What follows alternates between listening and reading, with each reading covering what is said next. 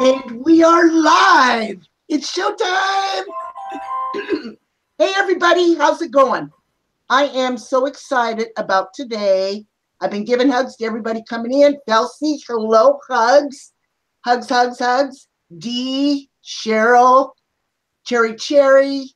You guys, we've got one hell of a show today. One hell of a show.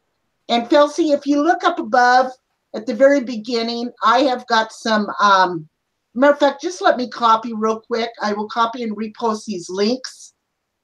We have Adopt a Soldier Day, Adopt a Serviceman Day, Adopt these men and women that are fighting for our country. I want you all to know that I'm very proud of our servicemen and women. And I want you all to take this time. Hi, Emily, Punky Bee, Paula. Hello, hello, hello. If y'all wouldn't mind copy and pasting those links for me, I would greatly appreciate it. Judy, hello. And Kitty, hello, honey, my little doll. Patsy, many hugs to you guys. We just got so much shit going on today. I'm just so excited I can barely stand it. Carrie, hello. Oh, it's your day off. Well, thank you for coming in. Vicki, hello, honey. How are you? We've got a few people on our panel. We'll be getting more on here as the time goes on. Yeah, I think one's about to dial in right now. Oh, okay, great. Random hello hugs. Cheryl, little B, hugs, hugs, hugs. If I'm missing anybody, I am very, very sorry. They're all coming in. We're going to give a few more minutes, but I just want to tell you the story about Lynn. Hello, honey. Gemini. Hugs to y'all. I want to tell you the story, what really brought this to work for me and why it's important for me. Calypso, Fabio. For an auction. Hi, Mary. Hugs. We have an auctions for little B who is battling cancer, everybody, and y'all know that. During one of these auctions, Sunbury, there was an oil painting from a very well-known artist. And her artwork sells for thousands of dollars. And JB, hello, honey. Sunbury. And during one of this auctions, this lady donated a painting that I absolutely fell in love with. Absolutely fell in love with. And it was a black and white oil painting of a young man completely nude. You couldn't see anything other than his torso. And he had a knee up, his arm on the knee, and his dog tags. And it was raining. It was black rain. And I still get goosebumps even thinking about this. I can't wait to get it and hang it up in my living room. So I contacted the artist, or she contacted me, and we spoke. And during this time, she was telling me the reasoning behind this photograph, or behind this oil painting. And what it was this was a painting of her son, who I believe is a Marine. And what happened was they were on tour over in Iraq. And they were going to hop in their Humvees. They were going to go do some checks. And in the minute before they decided to drive off, his buddy switched seats with him. On their way to go do their job for us, they hit an IUD. The Humvee blew up. The artist's son survived. His buddy, his friend, died in this young man's arms. This young man has harbored guilt. For how long, I don't know, but he's over there still, his fourth tour for us.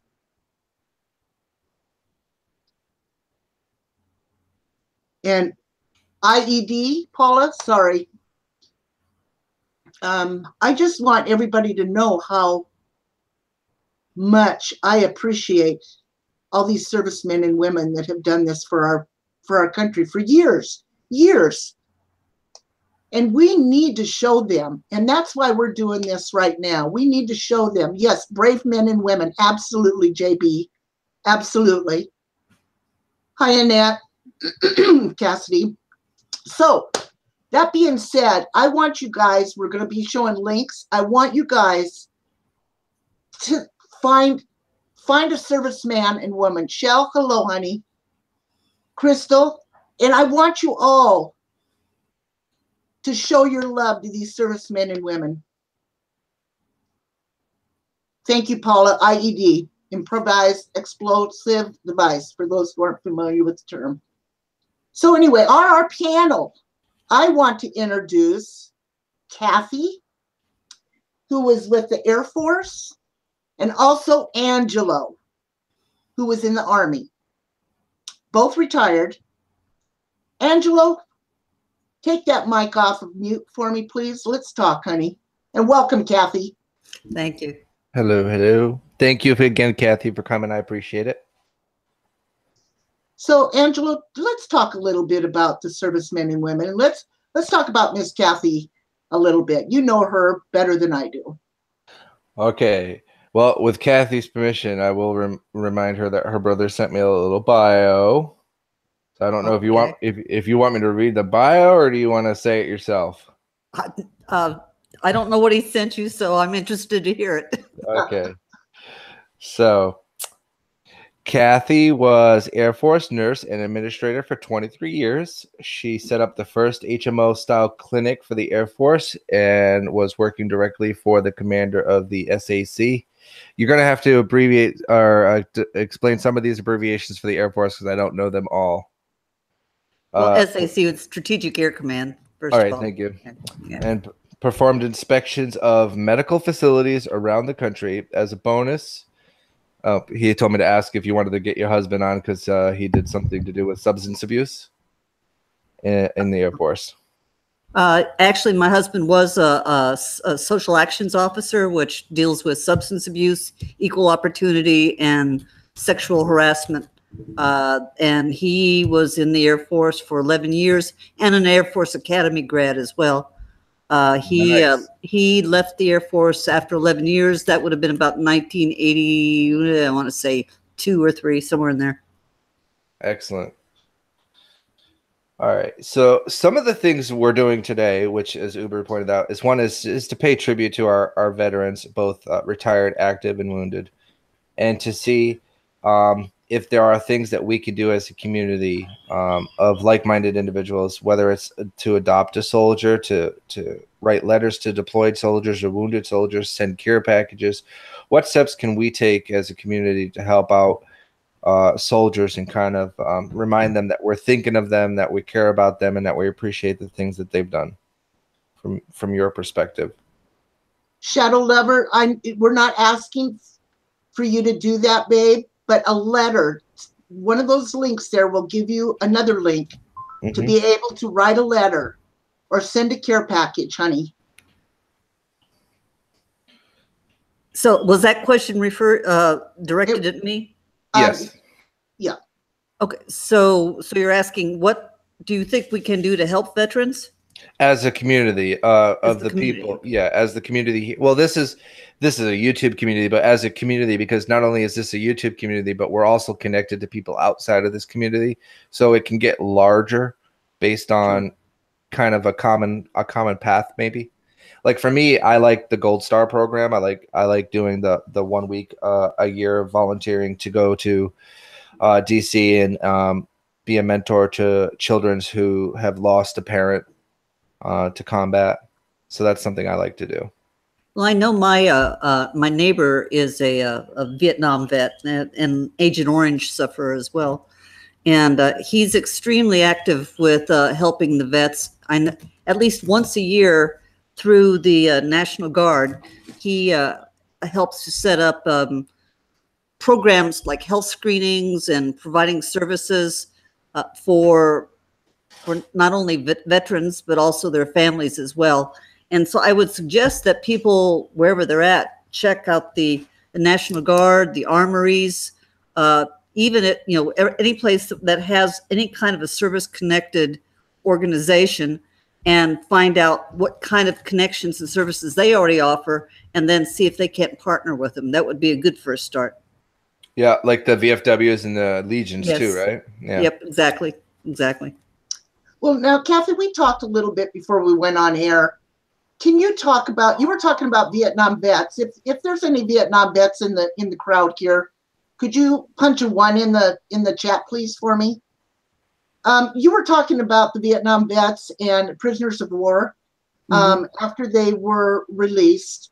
Can you tell me, and you worked with them, can you tell me what their state of minds were when they got released, and what some of the stories that you've heard? Well, I would say that as far as their state of mind is concerned, they had already gone through some screenings and evaluations before they got to where I was at Maxwell Air Force Base. But as their state of mind, generally speaking, they were in a pretty good place. However, over and over again, the ones that I spoke with said that's just like the time from when they were captured to when they were released was like time stopped for them. And so it's like whatever was popular, whatever mindset they were, their family connections, everything was pretty much just like that in their minds yesterday. So everything stopped, and that became yesterday. And I knew some of the POWs were like 11 in Hanoi Hilton for like 11 years. Oh my gosh. And everything between the 11 years that they went in to the 11 years when they got out, it was like that was just another part of their life. They put that aside and they picked up where they left off when they were captured. And so, for instance, I'll give you an example. One guy was a sweet little fella. His wife had left him, as was often the case. A lot of them lost their spouses. Some of them didn't even know if they were alive at that point.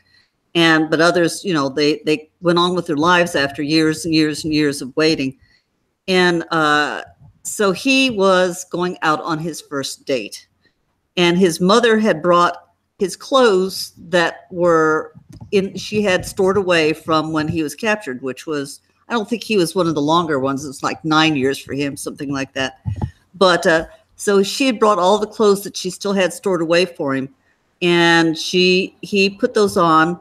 Plus he had lost all of his hair and much of his teeth because of the malnutrition.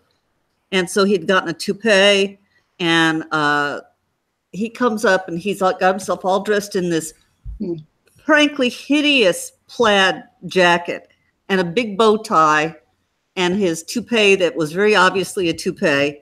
And he comes up and asks us at the desk, well, what do you think? I'm going out on a date. And I mean, we just said, you look great. you look great. But it's just like, that was still in for him.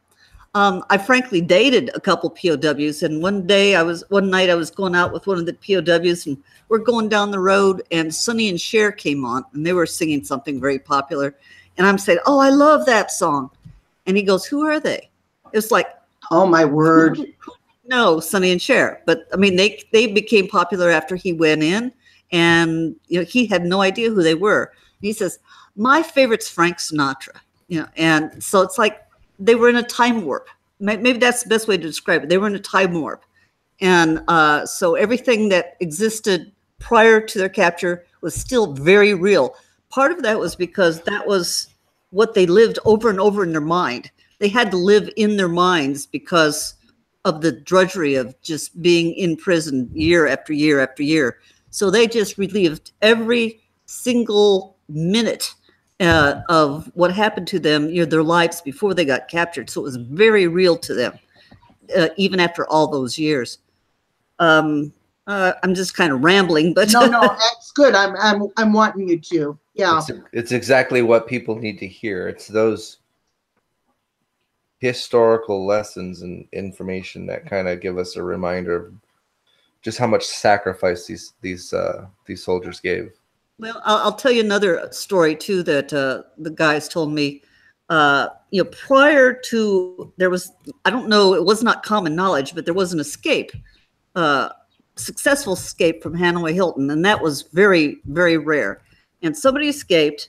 Prior to that, they were allowed out in the yard to exercise every day and just sort of keep their strength up.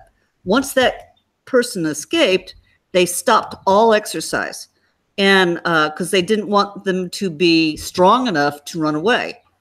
So if they found anybody exercising, they'd beat them, and so they arranged a system where they would tap on the pipes, and so people would exercise in their rooms, if you will, or cages, whatever, and stepping up and down on the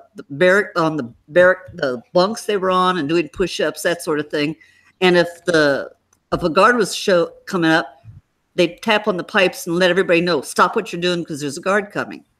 Well, eventually the guards caught on to that. So if they came and they found anybody sweating, they'd beat them. And oh my word. And so this, I mean, that's some of the things you would talk about. Then there was, people, they would talk about how they'd go by where the food was kept and they'd see bread that was just covered in mold and rats crawling all over it. But that was the bread that they were eating, And so, that tells you something else as well. And for all those years, they were treated like this. Yes, over and over. I mean, for the whole time they were there. And so it's no wonder that the big problem with these guys was malnourishment. I mean, they were getting barely enough to subsist. So, I mean, like I say, this one fella lost all of his hair, his teeth had rotted out. Because he wasn't getting the nutrition he needed. So when they were brought over, Kathy, by the time that you got to these folks, mm-hmm.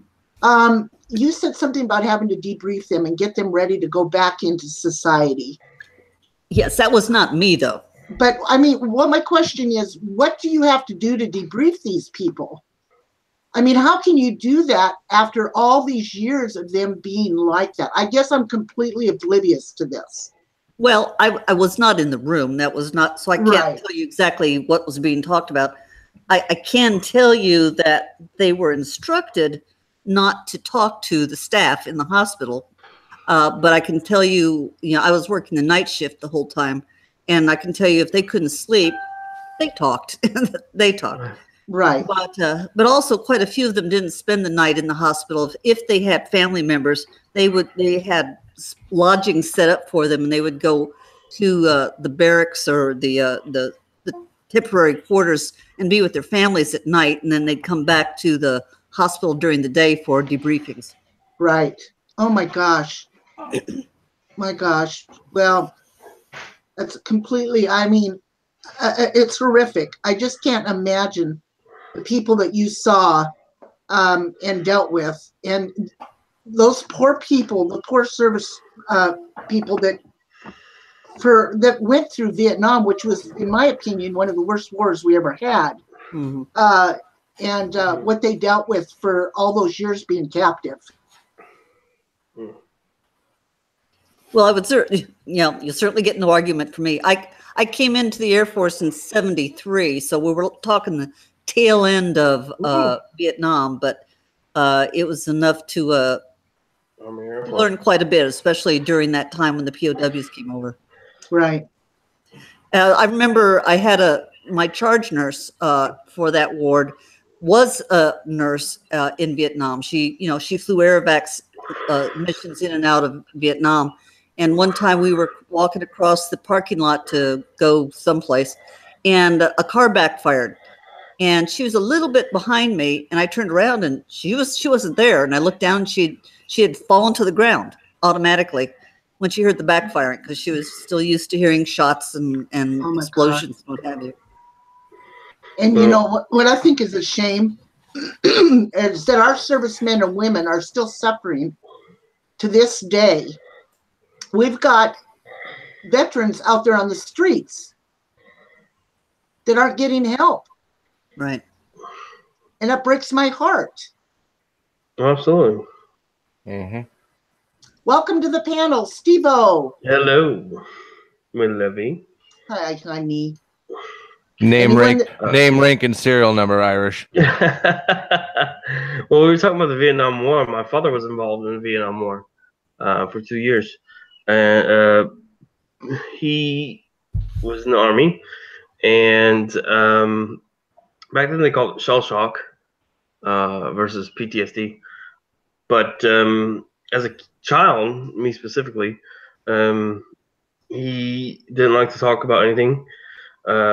Once upon a time, harsh reality as it is, he went back to out of an anger aggression back to the war, and he grabbed his rifle and put himself in the closet. And thankfully, the cops at my own hometown um, didn't pursue, because if they had, probably would have killed him, or he would have killed them, one of the two.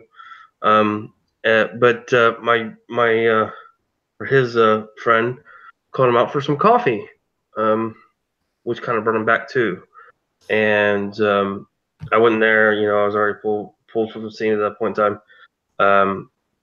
And then he got help, but I'm realizing, as old as I am now that myself, that there's a problem with between an extensive going that far versus wanting the help, which seems to be an issue. Because my brother-in-law, who served 3 tours in Iraq, wanted that help, and they denied him simply because he didn't get that far, basically as my father did back then. Thankfully, though, my father did get that help, and he did get. I don't understand it. I thought he was like in jail, but I get to see him once every 3 months, in about 9 months. He talked to other vets, and talking about it helped. Oh, yes, dramatically. absolutely. Mm-hmm. Dramatically, it helped him.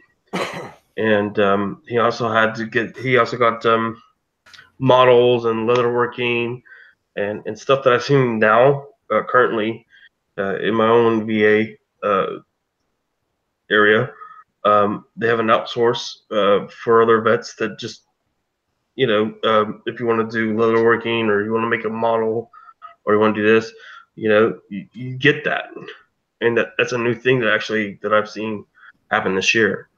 And I thought it was amazing, because that's one of the things that helped my father. Number one, if you don't have any other family members, or if you don't have any other help, you get to talk to other vets, which helps you. And then you also get to do crafts, which takes your mind off ease about talking about some of the stuff. So I thought that was an amazing thing that happened this year. Steve-O. Who do we have on the panel? I want to welcome Sam. I know Sam's he's very far away and has limited time, so I'd like to have him go if you could, Uber. But yes, Sam, absolutely. Welcome, Sam. I don't want to butcher your last name, so go ahead and pronounce it. Shropshire. Thank you. Okay. Thank you so much for coming in and talking with us. Very, very much. You're over in Saudi Arabia, correct? Yes, I'm in Jeddah, Saudi Arabia. We have about 7 hours time difference, so it's going on 10:30 now.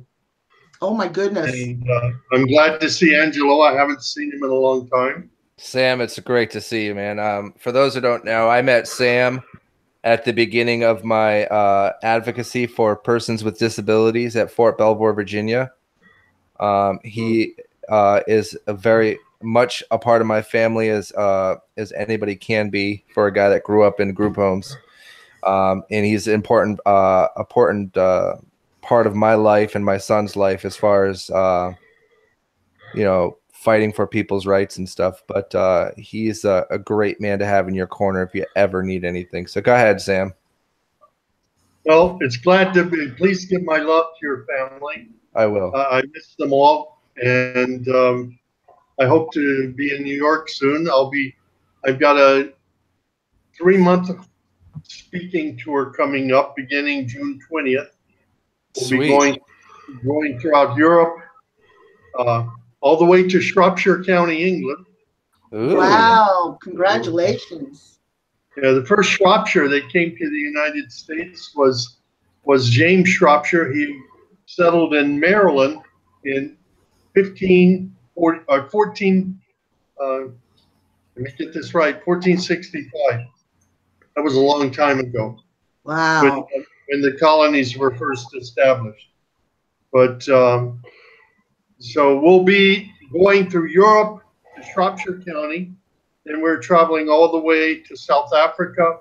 From South Africa to Japan, we'll be doing 3 peace seminars, peacemaking seminars in Japan. One of them in Hiroshima at the Peace Memorial Museum. That's where we dropped the atomic bomb. Then we're going to Thailand for meetings with the United Nations. Then on to Toronto, Canada. From Toronto down the east coast to the United States, all the way to Florida. We have peacemaking meetings throughout. And then on to Houston, Texas, and across the Southwest. Then to Korea.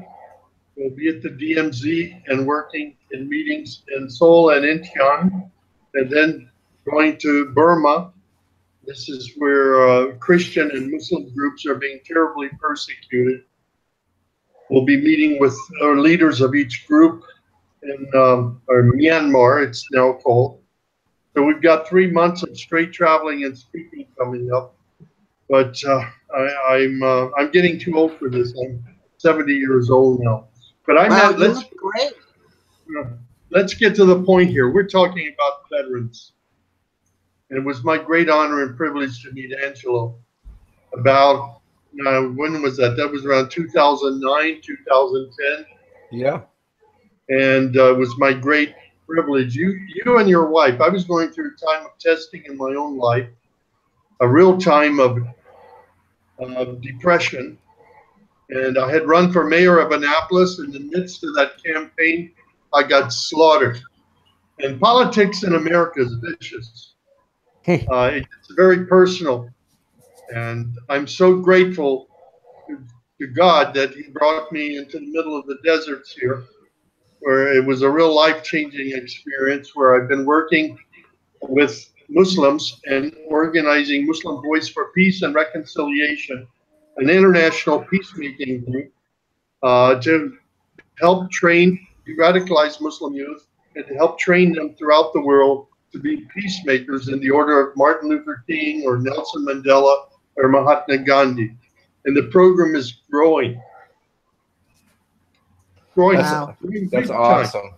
So we're very grateful. But here I am. I just want to say this about the vets. Americans owe them a great, a tremendous amount for their work in the world and defending the nation and in defending freedom in various parts of the world.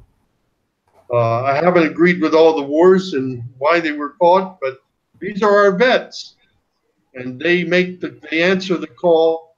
They go in service to our nation, and we owe them gratitude. We owe them a good veterans administration. I hope we can get this situation settled and with new leadership. And we owe them a livable wage as they serve our nation. So I don't know exactly what my role is here tonight, but I'm grateful to be here. And Angelo, I love you, brother. You're a good man, and you've done so much to help others. It's our time to help you and to help the vets. Thank you, sir. I brought you here because I wanted to remind you and the room here what you were doing for veterans when you were still in Maryland and Alexandria and stuff. Mostly, I think you worked mostly with Navy veterans, if I'm not mistaken. I was a sponsor at the U.S. Naval Academy. I have five midshipmen who are abroad today. We stay in close contact. I attended a wedding at the Naval Academy for Orion Hall. He's in San Diego right now, I believe. They keep moving around. But and I hope to visit one of my mids in Korea the end of around September 20th. I'll be there. Okay. But these are great guys. Some of them getting ready. It's been 5 and drive for them. They served 5 years mandatory service after graduating from the Naval Academy. And now some of them will be veterans and some of them are going on for careers. That's So, awesome. Sam, could I ask you a question? Because you've dealt with a lot of these people. What is the important for them when they get over there and they're away from family? What is important for us to be able to do for them when they're over there fighting for us? What can we do?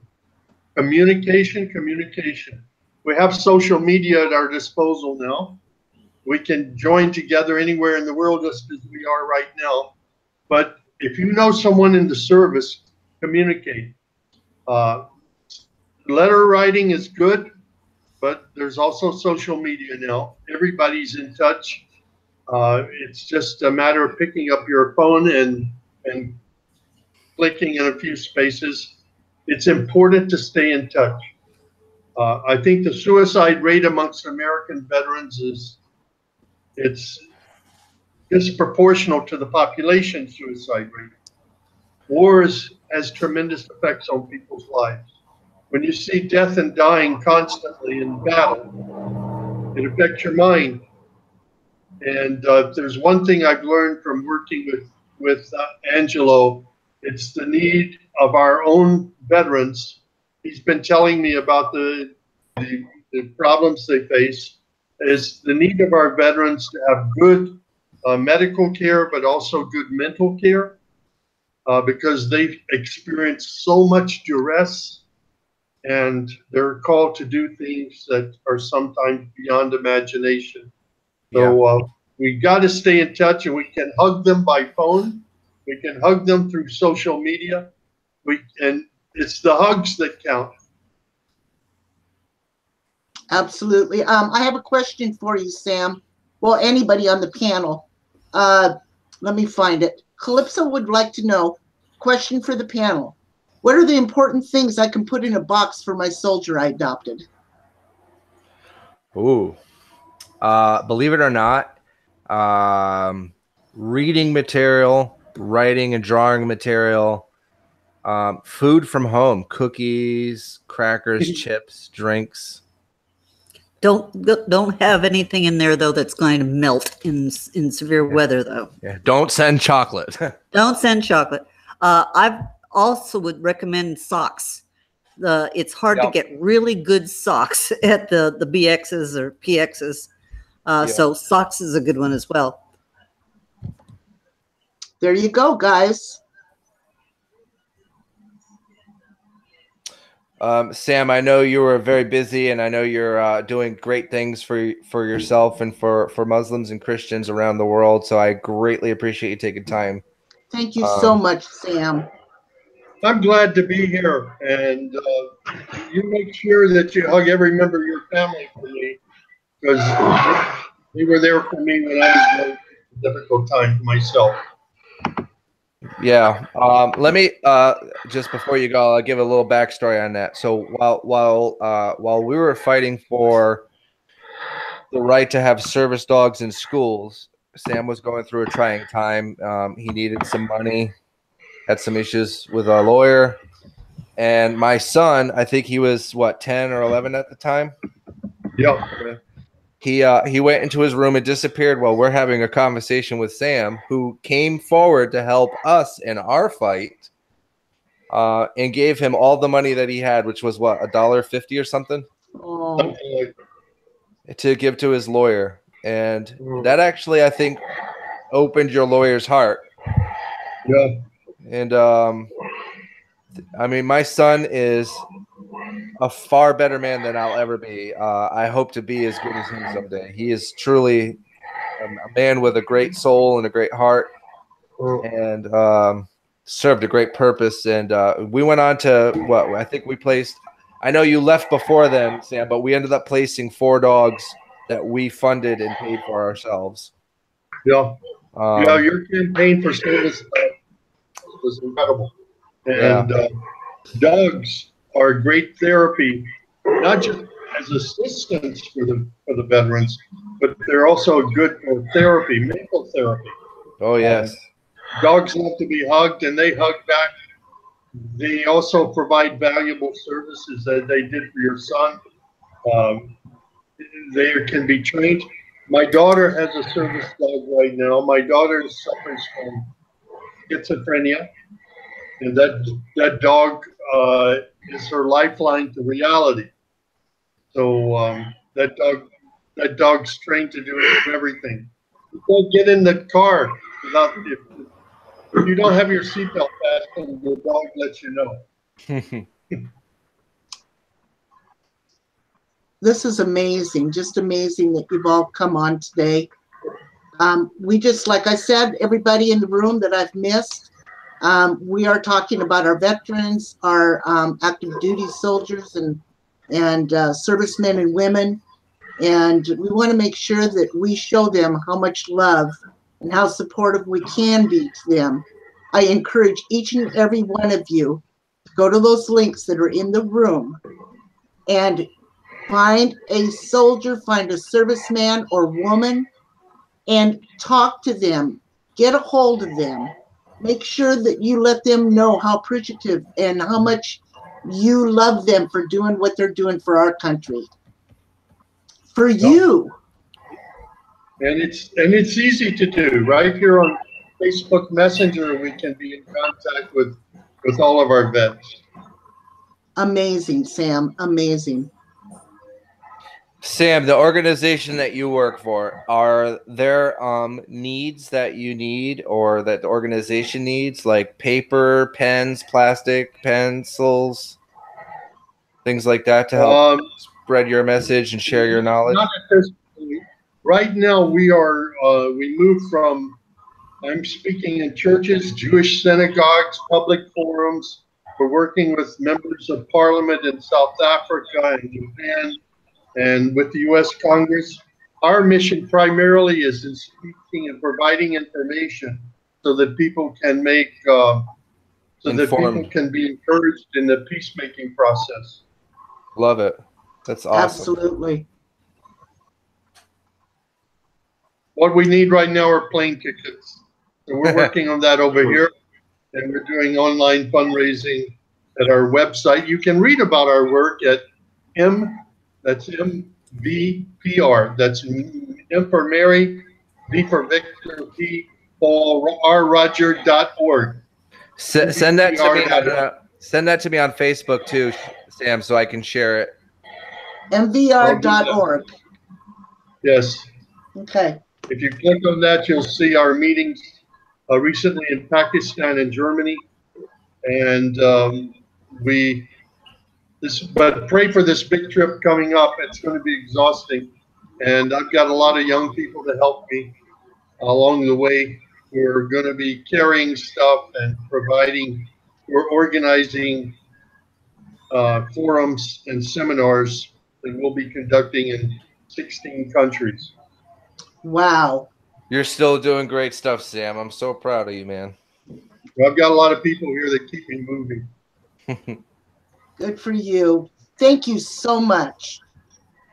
It's great to be with you tonight. I am afraid I'm going to have to go. But my love to Nancy and the kids. Will do. If I can get down through New York, I'll be you're in Pennsylvania, right?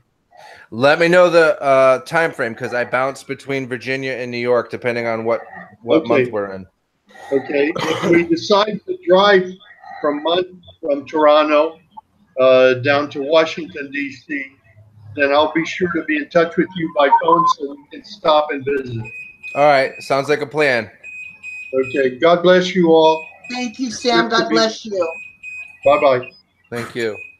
What an amazing man, huh? He was. I met him in my military career while I was serving, and my wife and I are fighting one battle with the state of Virginia to allow service dogs in school, and then during the day I'm a soldier doing the soldier stuff. Now, does anybody know when they started the dogs over in the service. Does Dog- anybody know about that for sniffing out the bombs and that? There is a great movie based on the one of the first most famous dogs in the military. I'm trying to remember. It was just actually recently released. Can't think of the name of the movie, but they've been around. Dogs have been used in the military for, I think, since even in Vietnam we had them. More predominantly used in the wars that we've been fighting in the last decade. So the IEDs. Yeah. Who's Right. got whose whistle's blowing? 1, 2, 3, not me. I don't know. It sounds like a whistle. Wow. So, okay, Steve-O, tell me your story, buddy. Well, I guess I don't know. Most honorable thing I ever did was I got to bury a lot of men and women. What's called honor guard service. Okay. And basically, I don't know if you've ever seen the funeral services. A lot of people seen them in, I guess, movies and stuff. But basically, veterans that have, I don't know, most people are familiar with the 21 gun salute and stuff like that. But a lot of vets commemorably get the 3 gun salute. And war vet gets to have a service. I mean, depending on services, statutes, and stuff like this, depends on the flank of if it's gun or not, and if it's the folding of the flag, and presenting to the next of kin. And I'm going to tell you, I've done it, and it's very Powerful. hard to maintain. Yeah, it's you gotta hold your military bearing as best as you can, because you're presenting the flag to their normally to the wife or the husband or grandchild or whomever it may be next of kin, and that's a really it's a good moment in a sense, because you get to hand down the flag and knowing that you folded it to your best of your ability and you've given it to the next of kin, so they can honor it in a way that the family gets to hold it to. But at the same time, it's also hard choking, and harsh, and knowing that this is something that they're going to keep. I have a couple, for my family members, so I know exactly how.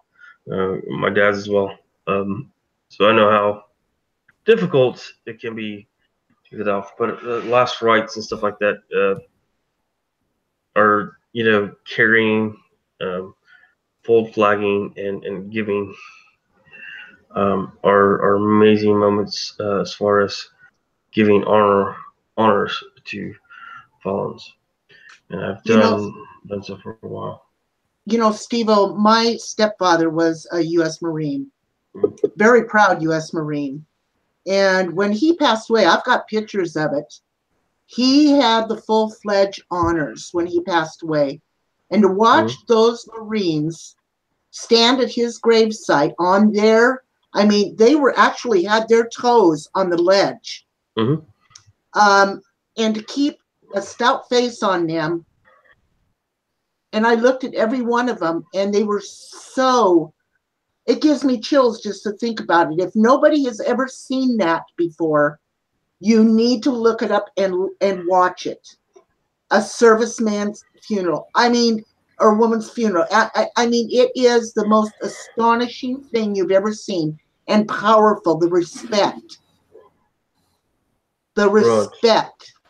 the pride that goes in it and the respect for falls. Absolutely. Mm-hmm. We take a lot of, especially when I was in the Air Force. Like we had a lot more time. I got on my squad duty. Some of the Army guys are given less time, and a lot of times we would go over to them and we would train them. We had a lot more time on our hands, I guess, than they did. But we would devout it. You know, it was a devotion thing for us, and it had to be perfect.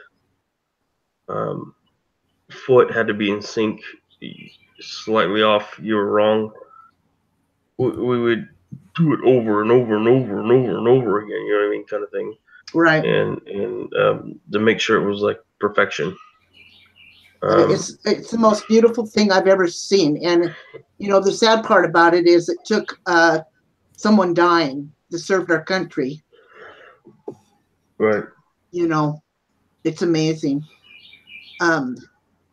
So Kathy, Yes. are you still with us, honey? I know. Yes, I am. I'm here. I'd like to ask you, because you worked with these folks coming back, Right. and do you still keep in contact with any of them or at all to find out how they're doing? Or I did for a while, but they kind of drifted. I think they really didn't want to have anything to remind themselves of the military for a while, and they kind of drifted away. I knew what happened to them for a while, but then I lost track of them. Of course, again, remember that was 70 in the 70s, so that was a right, good while ago. Yeah. And PTSD is real. Oh yeah. People don't understand. Now, I'm not sure how many of if Steve-O, do you have PTSD? I'm sorry, what? Do you have PTSD? Negative. Angelo, I know he's muted, but I'm wondering if he's got PTSD. Yeah. I know there's a couple people in our community that has it, and it's real, and people don't understand it. Oh yes, I know specifically my father did, and my brother-in-law did. You know, he served 3 tours in Iraq. You can't get him in a large crowd of any sort. Fireworks are not a thing for him, so he can't participate in any of the 4th of July activities for him, nor did my father. It just sets off something, you know, to them. It kind of sets them back, and it's something we don't participate in. I know I've read that just recently that there's some studies coming out that is increasingly making the researchers think that perhaps PTSD is connected to traumatic brain injury, and that there may be a connection between TBI and PTSD. This is kind of new stuff, and it's not something I'm involved in directly, but I did see that story not too long ago. Wow. Yeah. So, Angelo, tell us a little bit about your story, honey. My PTSD or my military story? Both. Oh, Lord. I mean, I was a bit of a alcoholic when I decided to join. I had grown up in orphanages and or group homes all my life. Got married, had kids, and really didn't have any kind of inkling on how to be a parent or a husband, or even a basic human being for that matter. And my wife and I were running our company up in Boston. A lot of money and a lot of time to get into trouble. And one day, some guy came in a uniform. I didn't know what the hell the uniform was. And he saw that I was under the influence and said, hey, you know, you should probably join the service because you need to do something greater than yourself. And he left, and I didn't realize this, but he was actually he was a master sergeant in the Army, and he was getting ready to deploy to Iraq. And I didn't really know much about the military then. So I went and took the ASVAB, which is a test to determine your aptitude skills and scores, and scored pretty high. And they're like, well, you could pretty much do anything you want. What do you want to do? And I was like, I don't know, whatever job has the most boom for its buck. And welcome air defense artillery. Oh my. And then a couple weeks later, I was in Fort Sill, Oklahoma, in the middle of nowhere. With I swear I learned that roaches had wings and could fly. They sounded like helicopters. For me, basic training was a lot like being in a group home, to be honest with you. So it was like it didn't really phase me. And when drill sergeants can't phase you, they kind of move on to the next poor sap that has to be broken down and rebuilt. But I loved it. It was probably the greatest experience of my life. And I the day I joined the Army, I stopped drinking, and I haven't drank since. Good for you. Good for you, Angelo. That's great. Thank you. My son was very sick, and my wife, she was still in Massachusetts while I was going through my AIT school for my MOS, which I later changed in my career to a 35. But during my course of AIT, we found out that he had they assumed it was ADHD or something like that. So they started treating him, and by the time I was done with AIT, I got my first duty station, which was Fort Bliss, Texas. Texas. My wife loved that post.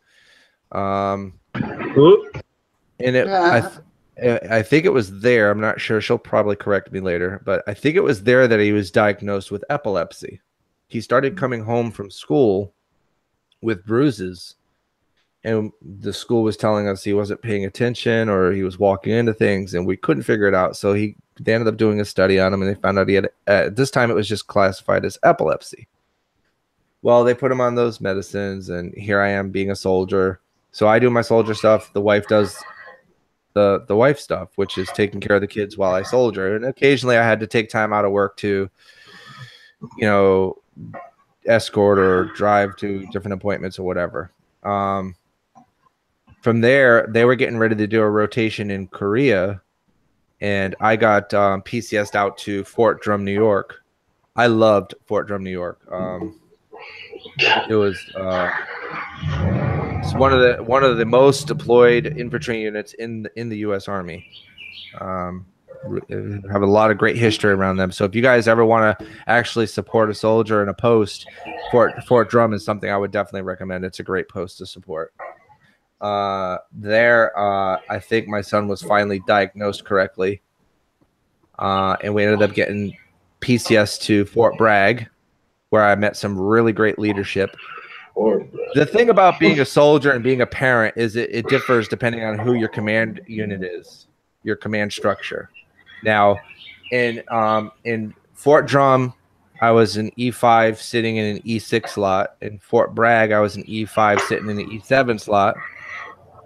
So as an E7 slot, you're responsible for all the things an E7 does without the pay. and it's a lot of responsibility, and so I was trying to balance being that leader for people to respect and follow, and be a parent. And my son ended up getting really, really sick to the point where he had to be lifted out to Walter Reed Army Medical Center for basically we were being told prepare ourselves. Our son wasn't going to live past the age of 12 because the medicines weren't working. He was getting worse and worse. He was losing a lot of weight, and they didn't know what was wrong with him. And here I was still trudging on. I'd go to work every morning, do physical training, and then finally one day my NCOs found out about what was going on, my leadership, my sergeant major. And they're like, "What the hell are you doing at this post? You do not need to be here. You need to be somewhere else." So they gave me some leave. They gave me like 7 days of leave, and went up to Walter Reed to be with my wife, because this whole time she was doing this all by herself. She's handling everything. So I went up to Walter Reed, and my son is there and got all these tubes and wires and things connected to him. And some guy in civilian clothes, he's like, if you could be at any post that you could, where would you want to be? And I was like, I don't know, wherever I could be as close to him as possible. He's like, all right, come back tomorrow. I'll have new orders for you. And I laughed it off because, I mean, to me, I'm looking at a guy in civilian clothes. What the hell does he know? The next day I go back, and he's a 3-star. He's a 3-star general, and he's in charge of the chaplains. Wow. Hands me new orders. He goes, all right, here you go. Your house is already being packed. By the time you get back to Fort Bragg, you'll be loaded and ready to come up to Fort Belvoir. That's going to be your new duty station. And that's when I became an intelligence NCO. And I started working in the intelligence community. And there, I was basically tasked with being a father. So that's where we found out my son's diagnosis. He has something called Lennox-Gastaut syndrome. And we started getting involved in communities that dealt with that and started learning about things that could help him: service dogs, certain medications, combinations of medications, support groups. And all the while, I still got to be a soldier, but I got to be part of my son's healing as well. And it was a perfect balance.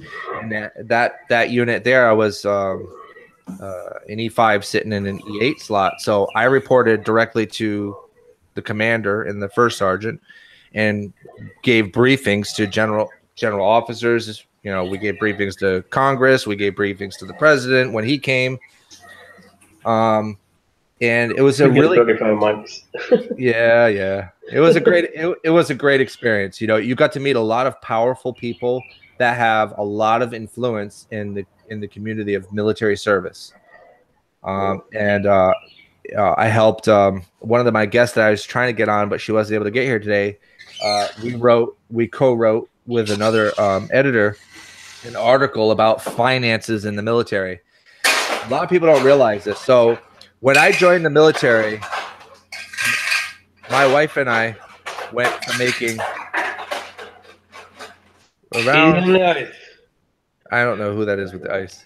We went around with we went from making about $5,600 to $6,500 a month to like $2,300 a month. That's a huge cash difference. Yeah, absolutely. Yeah. So we started getting into financial difficulties, but we felt it was for the best. We wanted to serve the country, wanted to do our thing. So it was a sacrifice that we had to make. So, you know, we lost a lot of our stuff, a lot of our vehicles, our homes. We lost a lot of stuff. So we became financially stressed. And there was very little programs in the military to actually educate soldiers how to walk that ground of a vast income difference. So we co-wrote an article through a financial planner called Finance and Suicide and How They're Connected, because that was one of the triggers for active and retired suicide rates. Financial. Financial was one. Another one was spiritual. In the military, every religion is recognized, even Wiccan. And a lot of people don't realize this, but there's times when you're a soldier, you're a soldier 24/7. There is no time to reflect on your religion or on your spirit.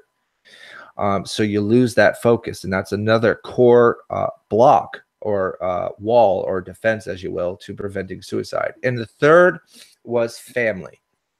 The ability to remain connected with both your military family and your service obligation, and at the same time, your civilian family, your wife, your children, husband and children. And at this time, the Don't Ask, Don't Tell was passed or removed, so that, you know, you had husband, wife as well. And there was a lot of understanding gaps that had to be overcome. They were very stressful for people, and the suicide rate is extremely high.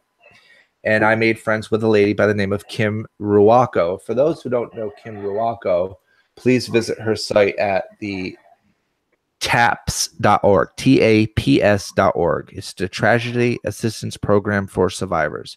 If you ever want to volunteer for something that does a lot of good, that is one of them. and she can connect you with Gold Star children. These are children whose parents were either killed overseas or lost their battle to PTSD or suicide. And these are kids that need you guys.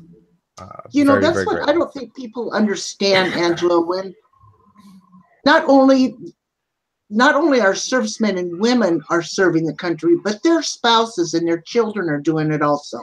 Very much so. They're going through it just like you guys are. They may not be physically there, but they're going through it emotionally and physically, basically, because the wife is having to take on all the responsibility. Yeah.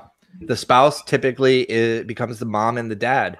And it's extremely stressful for them because some of our soldiers are deployed for 18 to 24 months, depending on what their branch of service is and what their specialty is. Now, I know my son-in-law, when he was deployed over to Iraq, when the war first broke out, she did not hear from him for almost 9 months because he was, well, I can't say, but he was not allowed. Yeah. Let's just put it that way, to let anybody know where he was at. All we knew was that he was around. Yeah. And yeah, it's the same even today. Even today, it's very, very, very rare. Terrible, because my daughter would sit in the living room just crying and worried, sick, and all I could do was tell her, if something bad was going on with him, you would hear it. But yeah, so they suffer. Mm-hmm. They do. Ober, I sent you a private DM message as well, just to keep it offline. Okay. Just somebody that wanted to ask your permission to come on, but I wanted to leave that up to you. Okay. Okay, honey. But so I got retired in 2012. But I continued to work with veterans. I continued to work with charity services and disability rights advocates. And that's my passion. My passion is really about helping people and getting through a lot of the red tape stuff, because it is not easy to get through some of this red tape, especially when it comes to applying for benefits, fighting for benefits. Agent Orange, actually, since Kathy touched on that a little bit, that's one of the big things that's just starting to come to light for real. Now, I know a lot of people that don't understand about Agent Orange. Kathy, can you tell us what it is and what the effects are? I'm sorry, I really can't, but I will add on that subject, though, that my friend who does have Agent Orange, he has and he's been obviously out of the military for a long time. He's just started getting 100% disability in the last few months after all this time. So if people think they've gotten all the disability that they're going to get if they've got Agent Orange, you need to revisit it, because he had no idea that he was eligible for more than what he was getting. He had some disability, but it wasn't 100%. And he just went 100% in the last few months, and as a consequence, has been able to retire, and he really needed to retire. So if you have been diagnosed with Agent Orange, I do encourage you to talk to your VA and see if maybe you're missing out on some benefits you didn't know that you had. Mm-hmm. Absolutely. And I'm not sure, but I think the story about Fort Detrick broke last year. Is that correct, Irish? Where the stuff was buried underneath the housing. Is that Detrick? Yes. Yeah. So here's the thing about Agent Orange, which is just starting to be learned, is the fact that it's passed. There are, God, I'm going to use the wrong word, hereditary passing. You can pass it on through your genes. Can you give us the story of Agent Orange, where it originated from? Sorry. I probably would get it wrong, but I know it was a chemical used to basically kill foliage to prevent the enemy from being able to have cover, basically.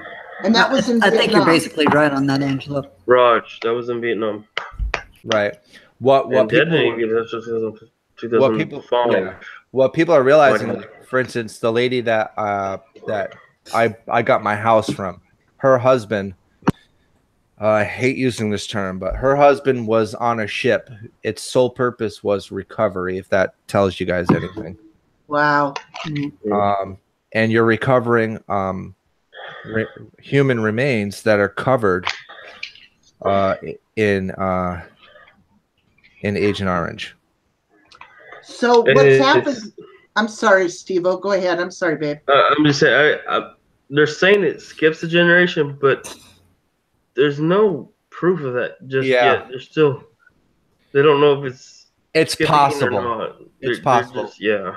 With the lady that I'm talking about, her husband had he came down with diabetes, he came down with skin issues, he came down with bone issues, and then I'm starting to wonder because my stuff is going on. And their child, their firstborn, also has exhibited signs of issues complicated from Agent Orange from the father. Right. So I'm wondering. I think they're trying to say it skips, but don't think so. So it had to have been something that that, I mean, look at all these people now that are coming down with it. So to me, I mean, I don't know. I'm confused. It's clearly evident that Agent Orange played a role in the soldiers that came in contact with it, and that's something that the military has finally admitted, or the Department of Defense, basically. Many years, yeah. Many years later. What they're finding it hard to admit to, which as science will prove and has been proven, is that it does affect their offspring. And again, it's going to be more money because obviously that gives them the ability to file a claim from the injury of the product. And there, that's Agent Orange isn't even the only thing. There's other things even today in the military. Anthrax vaccination, the iodine pills, the what's that other thing that we had to get there, Irish? Yellow fever vaccinations. Okay, so you all had to have the anthrax in anybody that served during the time of war with Iraq or Iran or Saudi Arabia or Mogadishu had to have an anthrax vaccination. And it's so we don't even know what the long-term effects are of that. Not scientific. One of the other things they shot us with. Here, you don't even have a choice for those. Those are not volunteer shots. Those are voluntold. Step. Yeah. And it literally, it's a series of 6 shots over the course of a year, I think, or over the course of 2 years. And it literally feels like you've been hit in the arm with a baseball bat. Yeah, there's AV right there. AV, yeah, I sent you a DM, Angelo. Yep. Now AV is another one that has PTSD. He can talk about his own. Now Paula says development of Agent Orange started during World War II. Yes. So, oh my God, this is just. So one of the things I want to share is a story about a veteran that I met in New York. I know my friend's watching, and I want to make sure I mention this because this was important to us. When I say that there's a lack of access, let me explain it. In New York, in small rural areas where there's very little access to transportation, veterans are pretty much screwed, especially if they don't drive, especially if they're senior citizen. This particular veteran was actually a German national who served the U.S. Army on behalf of the Allies and should have been granted citizenship based on the rule. I don't remember exactly how the rule goes. I don't even know if it's. I think it's still an active rule, but you serve a certain amount of time or a certain amount of tours, and you become a naturalized citizen of the United States. Well, he never got that. So while he was able to get care at the VA, he was not able to get Social Security benefits. Wow. So to get to his appointments, he had to either rely on his daughter coming in from Pennsylvania to take him, or he would skip them. He had stage 4 cancer. So I took it upon myself to provide transportation to his medical appointments. And eventually he came to the point where he had maybe 6 weeks left to live. And my wife and I were going to take care of him, but his daughter decided to let him move in with her in Pennsylvania. And he passed away a few days after, I guess, maybe a week after he got there. And he didn't even get the full military funeral that he should have gotten. I was very angry, very disappointed at how the country let him down. Yeah. And it just shows another gap of care where we as people can step in, and kind of like what you guys are doing for Little B. Yeah, it's a virtual community doing a virtual thing for somebody, but we could do this in our own communities, outside of our own shells, and do what we can. It doesn't necessarily mean you don't have to give money. It could be sitting and having a meal with somebody at a VA home, or sitting and having a meal with somebody at a homeless shelter, because I'll guarantee you that a lot of the percentage of people in homeless shelters are probably veterans. Right. By the way, I sent you another DM. If you could go ahead and do that for me, Angelo, I'd greatly appreciate it. Yes, ma'am. Let me take a look.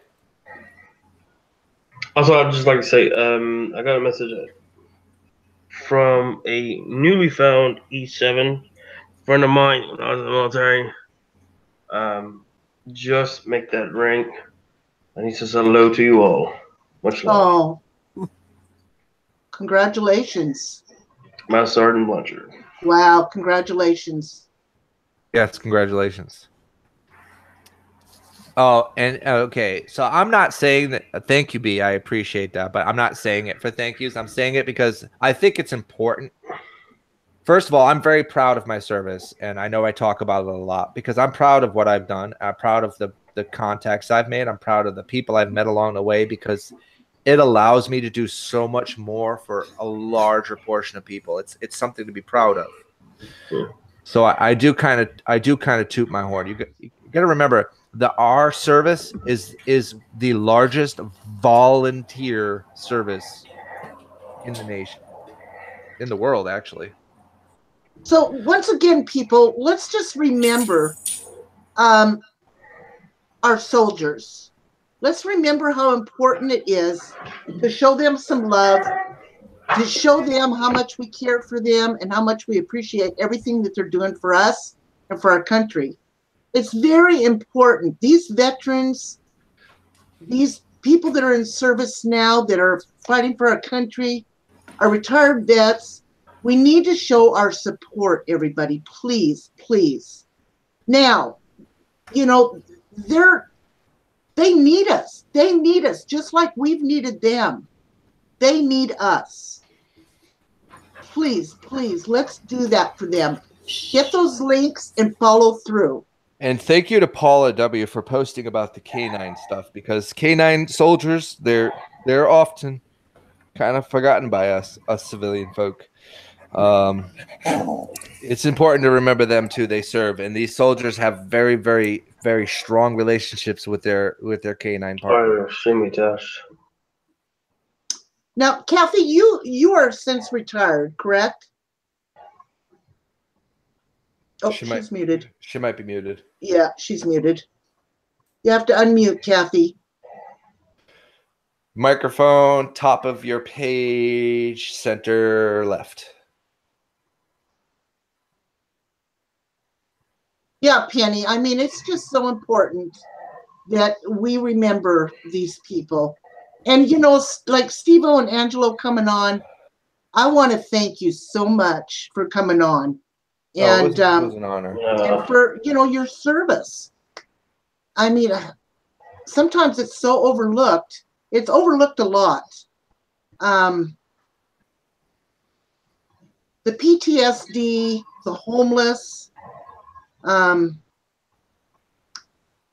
it just breaks my heart.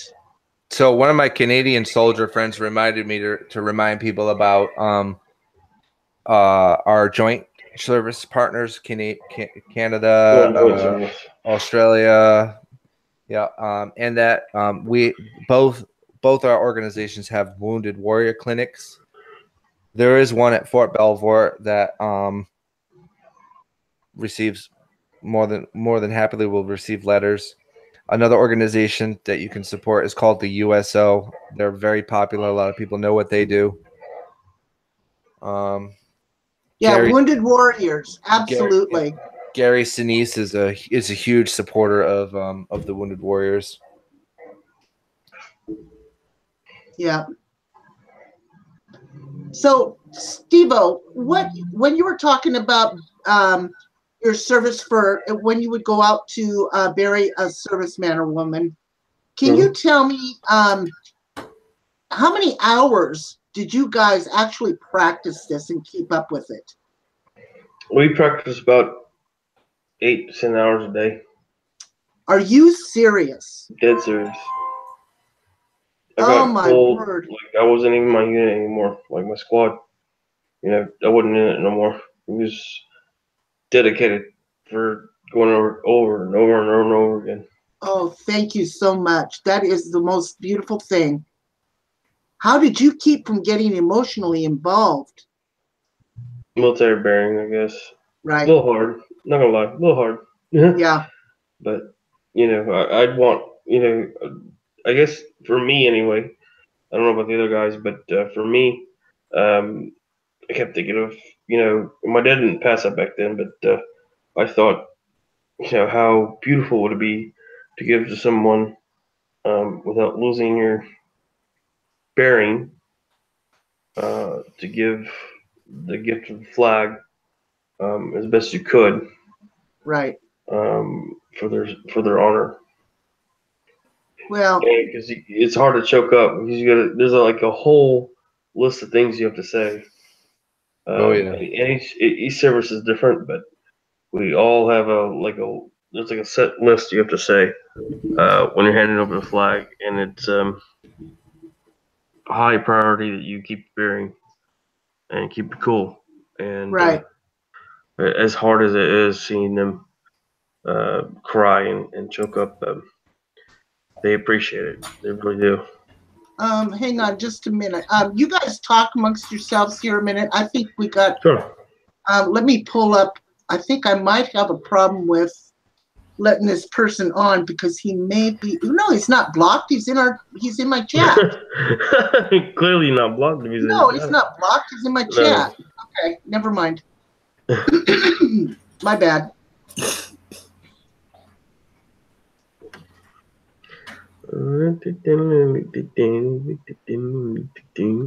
All right. So, is Kathy unmuted yet? Yeah, I Oh, had there to you mute go, myself for a Kathy. minute because my dogs were Oh, I panting hear at the you. microphone to get fed, so I had to quickly go over there and take care of that. But Oh, that's fine. I've got two of them just like that. Yeah, I've got two of them that bark all the time anyway. Irish, you were Navy, you said? No, Air Force. Air Force. Air Force. Yeah. So for the Yeah. Army, our funeral honors, you had a message you had to give to the loved one that you're presenting the flag to. Correct. And the message is basically, on behalf of the President of the United States and the people of a grateful nation, I present to you the flag as a token of the appreciation for the honorable and faithful service rendered by your loved one. And it doesn't matter what the weather is. It doesn't matter how much snow is on the ground. You're doing this in full battle or full dress uniform. Correct. With 7 rifle for the 21 gun salute. Right. A bugler. Normally 3, depending on who it was, I guess you'd say. Yep, somebody of the same rank or one rank higher. Right. Than the deceased, and one lower rank. Right. And those two people are the ones that fold the flag, and the highest senior is the one that presents it.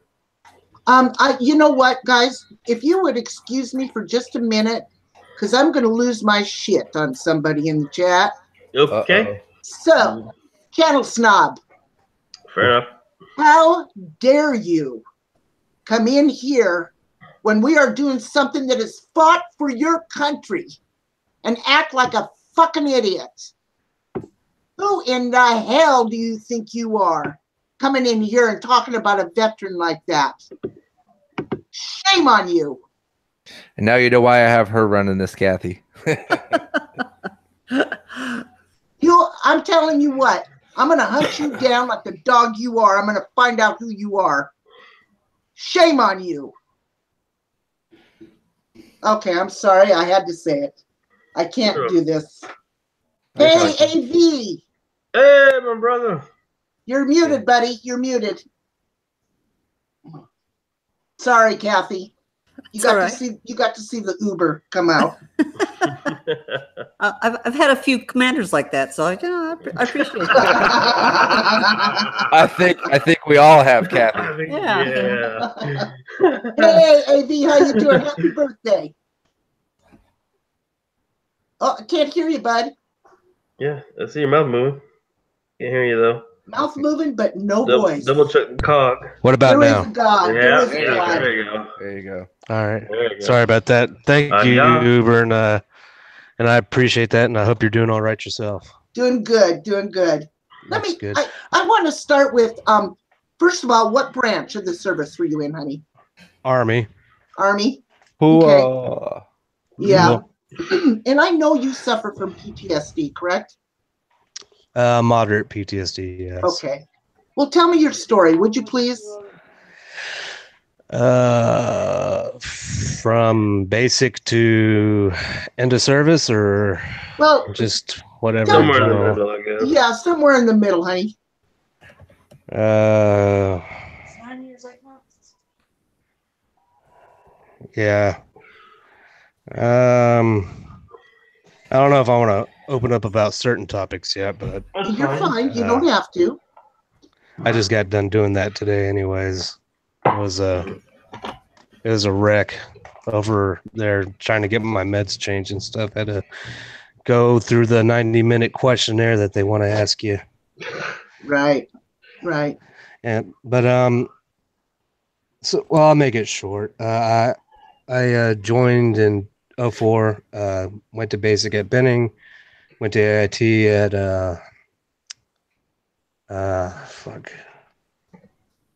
I can't even. Where's Signal School is? You're fine, hon. No, I can't remember. What state was it? That was Georgia, South Carolina. Right there on the border. Is that my League of Air Force? God. Yeah, you went to ITD? Go on. Not Camp McCall is at Fort Bragg, Crystal. Signal School. We did Nasty Nick at Camp McCall.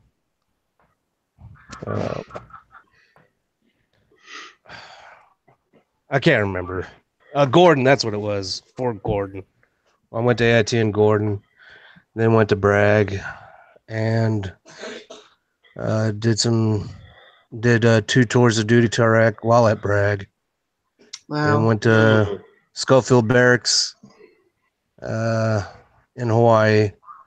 It was fun, but you can get into trouble easy there, and got out in 2013. All right. That's the short version. Well, thank you for your service, by the way. My condolences for Schofield Barracks. No, yeah, they got a taste of me. They didn't like it. They spit me out.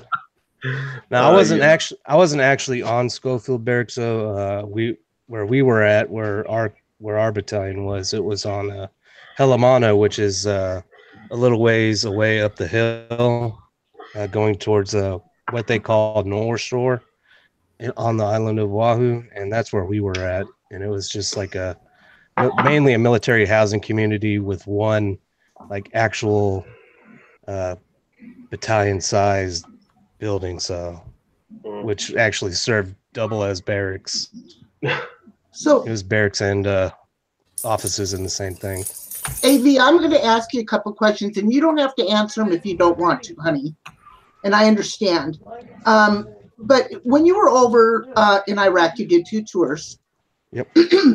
What was it like over there? From the heat, from the people, about the people? I mean, just your sense of awareness, your stress level. What was it like? Weather-wise, it was only summer and winter. That was it. During the summer months, it was hot as hell. It was dry, a lot of dust storms. We'd have red days pretty much. There would be some days where everything was just red or dark reddish orange, and you couldn't see hardly anything in front of you. And wintertime came the rains and the mud. Like, you'd step out of your chew, and in the chew area, chew stands for Central Housing Unit, and they're like little modified trailers with doors on them and windows and stuff like that. But we step out of our chew area and there's crush and run or gravel there. But as soon as you go past the T barriers, it's like the leftover gravel, and then it's like Iraqi sand and shit. So we stepped, when it would rain, that sand would actually turn into like this quicksand type of mud. Ooh. And it was hard to walk in. And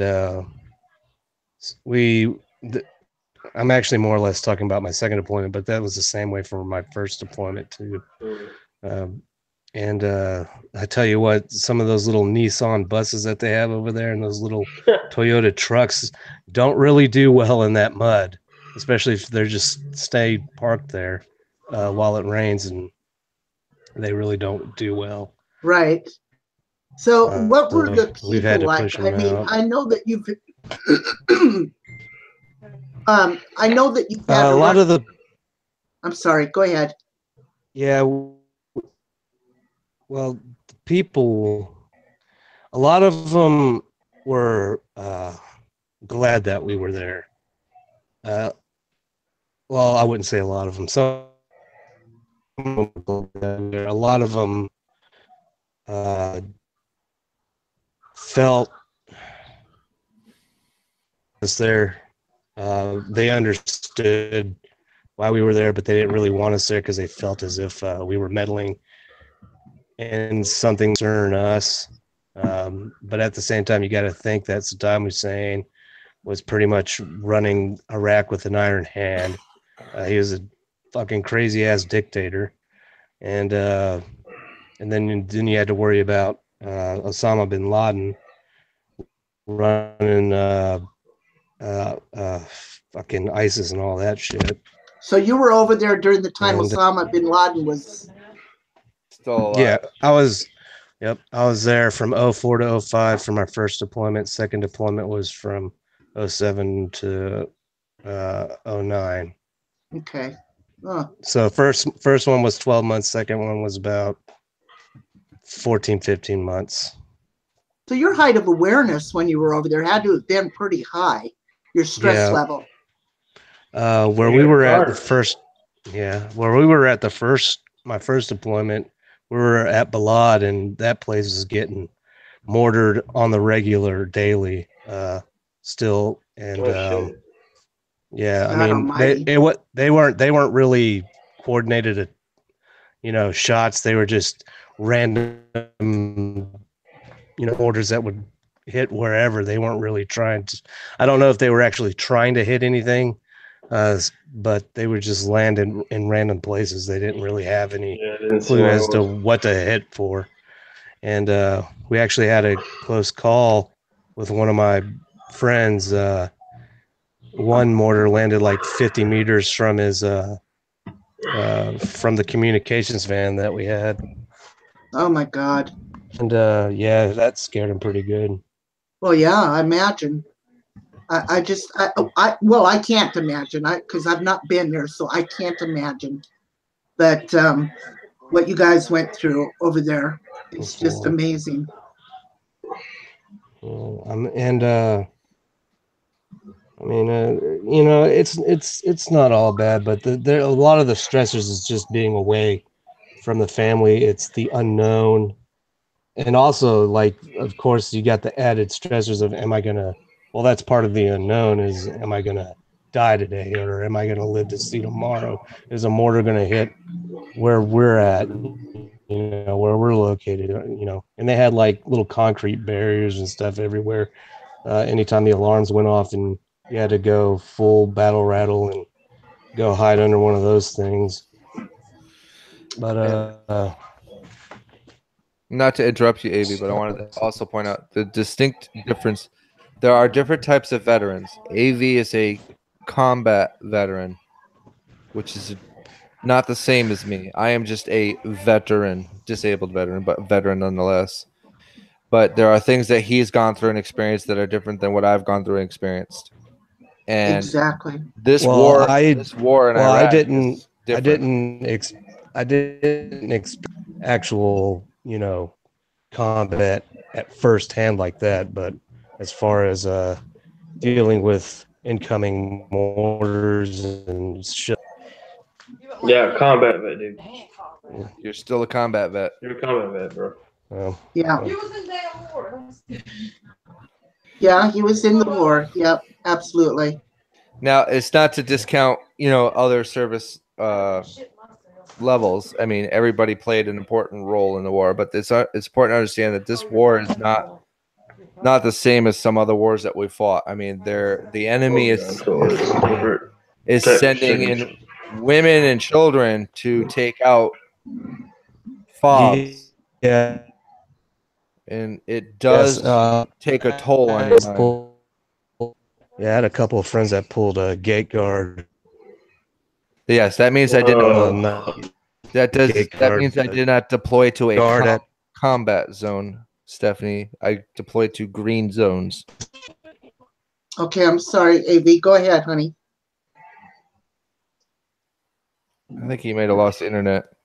Yeah. He's going in and out. I think. Yeah. I want to address Carlos. I need you to stop. Just stop. This is important. Sorry, Carlos won't stop. But just get your mods to ban hammer every single one of them. Yeah. There's 2 of them doing it. I know who they are. Okay, thank you. It's worded that way so it doesn't disrespect other veterans, Stephanie, because it's not my intention. Everybody plays an important role in what they do for the job. I handled soldier rotations, areas of interrogation, areas of imprisonment, communications with staff, communications with Congress, because everything has to be approved still at a presidential level, and then it gets trickled down through the chain of command. You're blocked, AV, or I mean, you're hit mute. Hit your mute button, babe. You're muted. I think you're coming back though. I think your signal's getting good. It was for a second there. Oops. Sorry about that. There he is. There he is. You're all right. Conversation. I mean, there are some funny stories that I have, and I think I've said, and I think Angela's heard some of these. We had this. We pulled tower guard, and our tower was tower 3-3, and these towers, they sit right outside the perimeter, or they sit on the actual fence of the perimeter, going around some of these camps and bases and fobs. And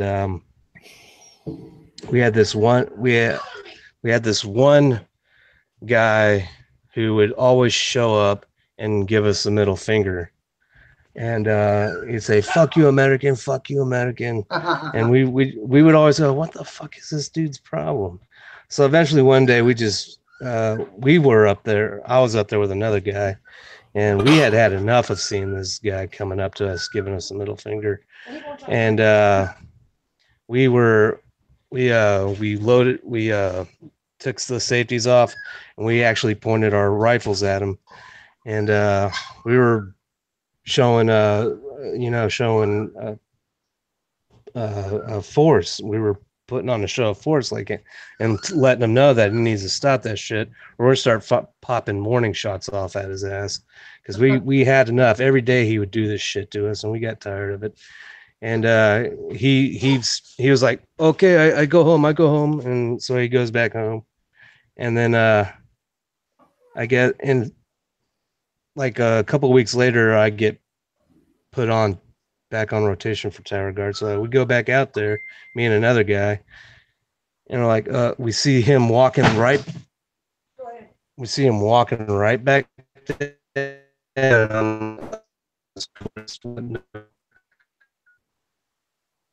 He drives.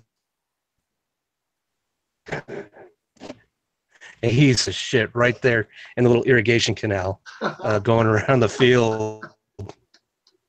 We're like, you asshole. So we just start chucking cans of Pepsi at him. We're like, stop that shit. And he's just like sitting there taking a shit. And we're like, no, stop. I think one of the funniest things, I think Angela even mentioned the C-130s. Holy crap. God, I hated those things. Now, what is that? What is it? Oh, let me describe it. Okay, go ahead. Okay. A C-130 is a piece of shit. Is equivalent to opening a double wide fridge, sticking wings and an engine on it, and flying it. Well, that's a good description, I guess. With about 300 tons of shit in it. They used to be in Vietnam. Used to be the mail carriers. Yes. But they somehow became people carriers later on. And you know what? I had so many come to the flight.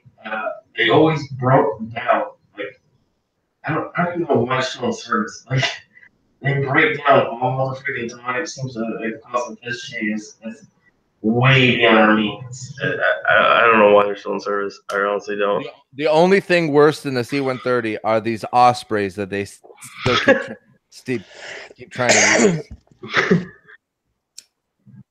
Yeah, I heard how they have a lot of issues with the takeoff and the landing. Yeah, and sometimes the pilots don't slow down enough. The two most important parts: the takeoff and the landing. Well, and the pilots don't. When it comes to landing, the pilots don't slow down enough to bring it to hover. Oh, God forbid you hit a storm. By the way, yeah. And you can't. Everything's gonna fall apart. you know when there's an Osprey flying around. You definitely know. Yeah, definitely for sure. Yeah. So you were over there, and what would be the one thing that you would look forward to having sent to you, AV? Cigarettes. No, they had cigarettes over there at the PX, but they were stale as fuck though. I'm sorry about you. I'm sorry about using that language, but you're fine. You're right. But they really were. They were stale. They were stale as hell. And that's actually when I started picking up smoking. Was my first deployment, and I actually started bumming cigarettes. And then it just went straight to going buying a pack here and there. I wasn't like a heavy smoker then, but I would smoke. And God, they were stale. Okay. Yeah. So that's a good topic that Ash is bringing up, which is the VA system. I get a lot of us veterans have different dealings with the VA system. I tried to get a guest from the Facebook group. VA is lying, vets are dying, because they have valuable information about VA systems. Here's the thing about the VA. First of all, you have to be your best care provider, which means you have to keep documents of everything, because the Army, the VA, and the military will lose your shit. Everything. Sometimes on purpose. Sometimes by accident. Sometimes.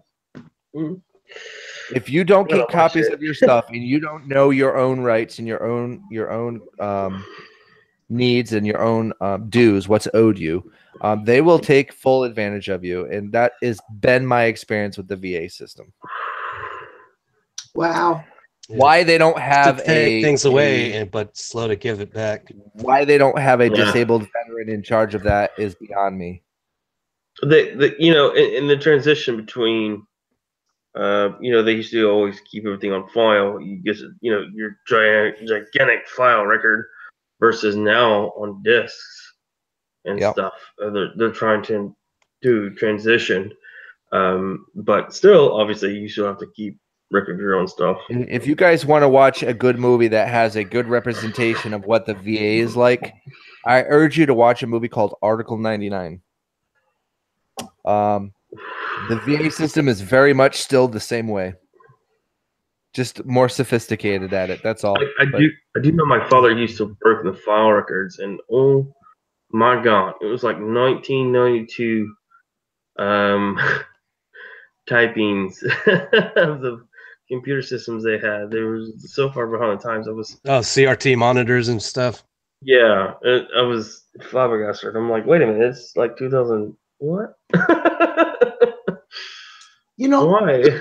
Lori's bringing something up here in chat. She asked Paula, "How do you explain that that a mom, you have to let your son or daughter follow their dreams? How do you guys feel about letting your children go sign up?" Ooh. I'd be torn, but I ultimately would be okay with that decision. I would explain to them, like, I would tell them, hey, this is what you're getting into. I hope you realize that this choice can't be undone once you make it, and once you make the decision, and once you take that oath, you can't take that oath back. You're in it. You're in it.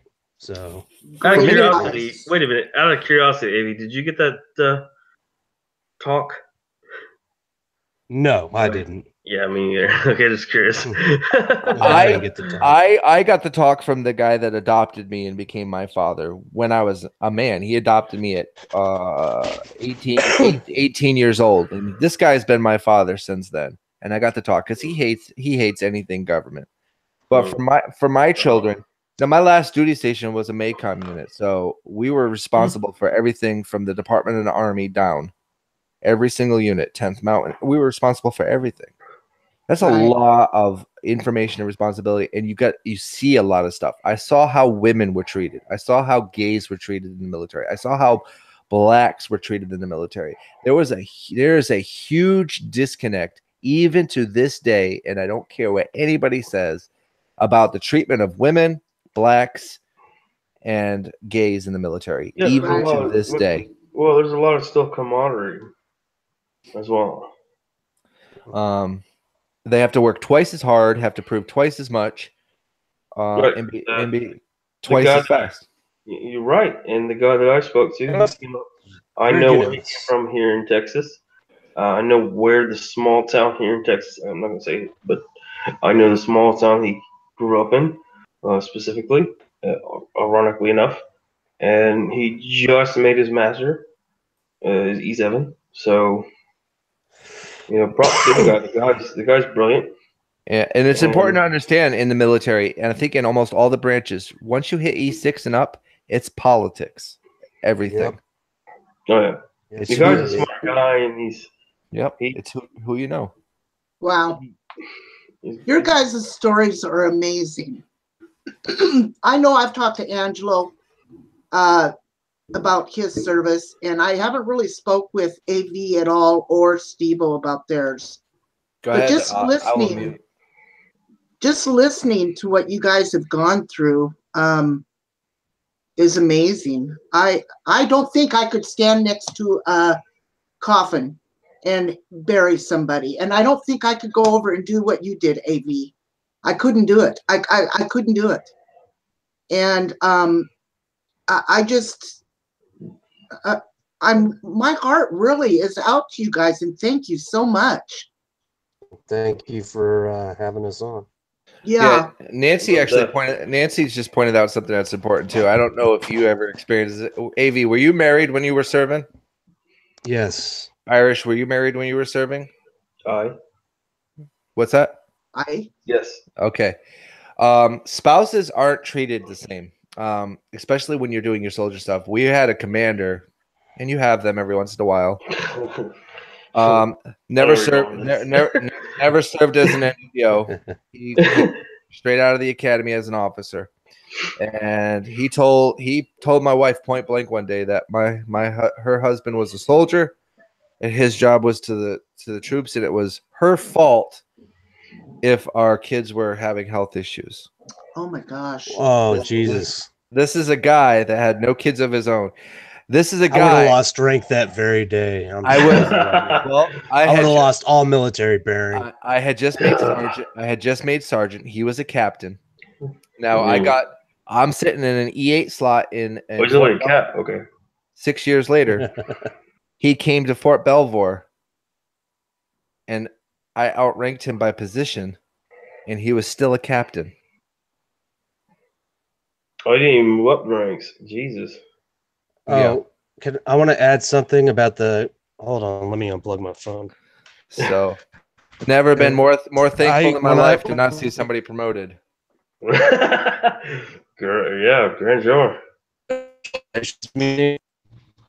I something because they do a special operations forces canine memorial, and they take donations and they sell like certain things to and they take the proceeds and it benefits wounded canines and programs and fallen canines. And if for those of you who don't know, they actually canine service members get the same honors and get the same honors, 21 gun salute and everything as soldiers do or service members do. Amazing. Servicing. Yep. They get the same honors. They get a certificate from the president. They get the folded flag, everything. Wow. It's I've actually watched a few of those on YouTube, and it's kind of heartbreaking to see the handler I'll tell you what. there as well, because the handler, like the between the canine and the handler, there's like that special bond, and once it's built, it's like a lifelong bond.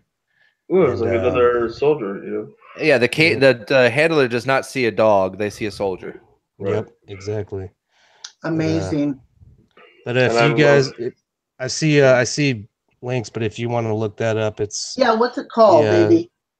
SOF Canine Memorial. SOF Canine Memorial. Yeah, and that's run by the Special Operations Airborne Museum in Fayetteville, North Carolina. Okay. And I usually buy like little things that have the stuff on them, like shirts and shot glasses and stuff like that. Okay. I will definitely look into it. Okay, guys, and this is not going to be the last one that I do on this. I want to continue doing this because I think it's important. It's important to let these people know that we care about them. And I want to thank you guys for coming. I really do. I really do. I thank you so much. Well, thank you so much for having us. Yeah, you're welcome. And happy birthday again, AV. And Steve-O, of course, you and I are married now, and we're having our first child, according to YouTube. So there it is. Yeah, there it is, bud. But I want to thank everybody out there watching this. Please. Can I come to the baby shower? Yeah, absolutely. Bring a bottle with you. All right. Vodka I will. for me. That's whiskey for me. There you go. And I want to thank you all again. And thank you, everybody that's coming here. Don't forget, let's adopt one of our servicemen or women, and let's make sure we get the word out there. Oh, Donna said she's going to crochet a blanket.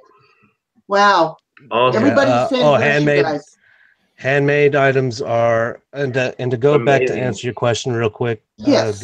Uber Goober. A lot of things that I know I enjoyed were like handmade items, like little, stuff kids do, and like even if it's like little macaroni and bracelets and stuff like that, and getting random letters from. That sounds bad, but it isn't. From kids from different schools will send letters to the units, and the stuff like that really melts your heart because you see, like it brings you hope to see how many kids that are out there, how many people that are out there to actually give a crap, right? That actually care. I do want to end you guys with one humorous fact, which AV and Irish may be able to back me up on. You can fit 15 soldiers in full battle rattle inside one porta john. That's funny. You guys are doing okay, everybody. My dog is letting me know it's time to go out. So thanks, everybody. And Stanley, no. And big hugs to you all. Thank you so much. Thank you. Bye-bye. Bye bye.